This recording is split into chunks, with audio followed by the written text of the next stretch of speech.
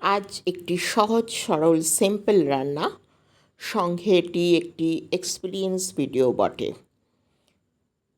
যে কোনো মাছ নেওয়া যেতে পারে। আমি এখানে পোনা মাছ নিয়েছি, ভেজে তুলে নিয়েছি। এবার আলু, বরবটি এবং গাজর হালকা করে ভেজে নিলাম।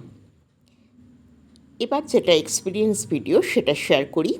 আমরা অনেকেই সকালে গোটা মশলা ভেজানো খাই। সেই মশলাগুলোকে ফেলে না দিয়ে কিভাবে রান্নায় ব্যবহার করা যায় তাই আমরা দেখব। এই মশলার মধ্যে ছিল গোটা জিরে,